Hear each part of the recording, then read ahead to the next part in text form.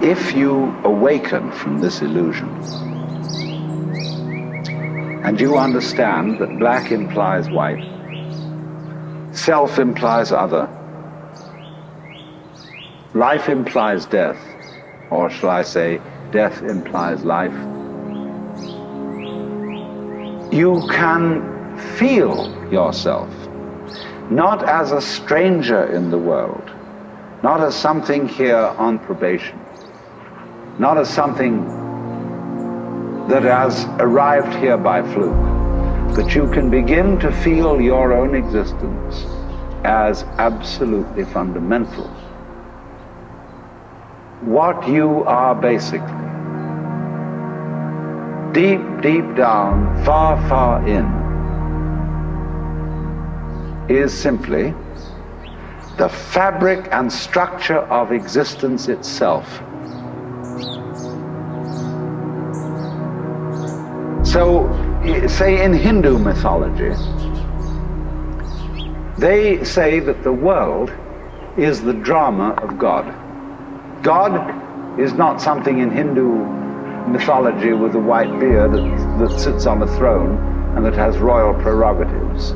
God in Indian mythology is the self, Satchidananda, which means Sat, that which is, Chit, that which is consciousness, that which is Ananda is bliss. And in other words, what exists, reality itself, is gorgeous. It is the plenum, the fullness of total joy. Wow-wee. And all those stars, if you look out in the sky, is a firework display like you see on the 4th of July, which is a great occasion for celebration. The universe is a celebration. It is a fireworks show to celebrate that existence is. Wow-wee. And then they say, but however, there's no point just in sustaining bliss. Let's suppose that you were able every night to dream any dream you wanted to dream. And that you could, for example, have the power within one night to dream 75 years of time. Or any length of time you wanted to have. And you would naturally, as you began on this adventure of dreams, you would fulfill all your wishes.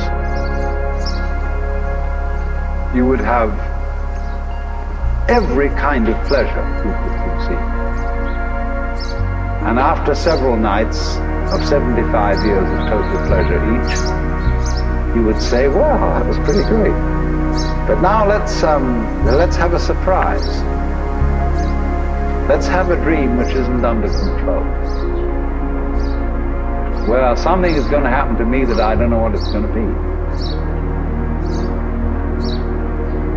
And you would dig that and come out of that and say, wow, that was a close shave, wasn't it? And then you would get more and more adventurous, and you would make further and further out gambles as to what you would dream. And finally, you would dream where you are now. You would dream the dream of living the life that you are actually living today. That would be within the infinite multiplicity of choices you would have, of playing that you weren't God. Because the whole nature of the Godhead, according to this idea, is to play that he's not. The first thing he says to himself is, man, get lost. Because he gives himself away.